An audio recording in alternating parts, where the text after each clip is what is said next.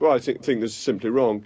You need to look at the record of these forecasters. Bear in mind that the Treasury's official forecast said that simply a vote to leave the European Union would lead to an increase in unemployment by 500 to 800,000. And the Bank of England's forecasts that David Davis went through at the recent meeting of the Exiting the European Union Select Committee after the vote to leave for the immediate impact were wrong on every single count. And this is a forecast for 15 years based on a variety of assumptions that have proved wrong in the past. Other economists, such as Patrick Minford and his group at Cardiff University, have come up with very different forecasts because what matters are the policies that you implement. And if the UK is to open its market, to move to free trade, to remove tariff and non-tariff barriers, reducing the cost of food, clothing and footwear, then there's a huge opportunity for economic growth and not a lower rate of growth. When we leave the European Union, we will stop having to pay money to the European Union.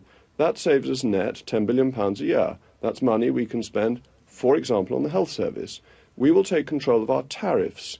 Tariffs on food, clothing and footwear, which makes up 21% of the average household budget, much higher for the poorest people in society, can be reduced. And those are, for example, 11.5% or thereabouts on both clothing and footwear, plus VAT. So that's a large saving that could be made for people in their daily purchases. That's something we know we could do. It would be under our control. So we want to deal in facts, what we can do, and what we can do to help raise people's standard of living.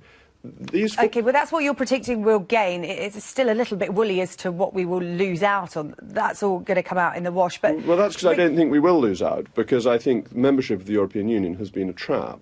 That what it has done, it has made prices higher by preventing more competitive goods coming into the country, but it's also introduced large levels of regulation that are not there for safety or on scientific basis, but are there to make our markets less efficient and less competitive and protectionist against the rest of the world. So we don't lose by leaving.